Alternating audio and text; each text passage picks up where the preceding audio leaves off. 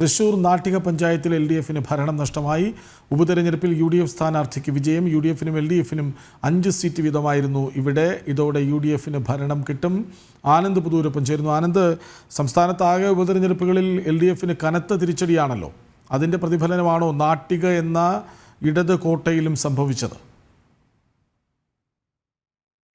LDF-ന്റെ ഭരണം നാട്ടിൽ നഷ്ടമായേക്കാനുള്ള എല്ലാ സാധ്യതകളും ഉണ്ട്. കാരണം നേരത്തെ ഇവിടുത്തെ കക്ഷിനിര UDF-ന് 5, LDF-ന് 5, NDA-ക്ക് 3 എന്ന നിലയിലായിരുന്നു. എന്നാൽ ഇപ്പോൾ LDF-ന്റെ സിറ്റിംഗ് സീറ്റ് UDF പിടിച്ചെടുത്തതോടുകൂടി തന്നെ 6, 4, 3 എന്ന അടിസ്ഥാനത്തിലേക്ക് സീറ്റ് നിര മാറിയിരിക്കുന്നു.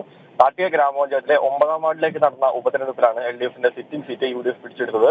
UDF സ്ഥാനാർത്ഥി P. വിനു 115 വോട്ടിന്റെ ഭൂരിപക്ഷത്തിലാണ് വിജയിച്ചെടുത്തത്.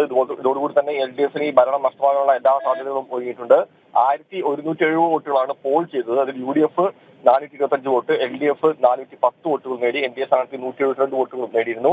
കഴിഞ്ഞ തവണ LDF 260 വോട്ടിന്റെ ഭൂരിപക്ഷം നേടി വിജയിച്ച വാർഡാണ് ഇപ്പോൾ UDF പിടിച്ചിരിക്കുന്നത്.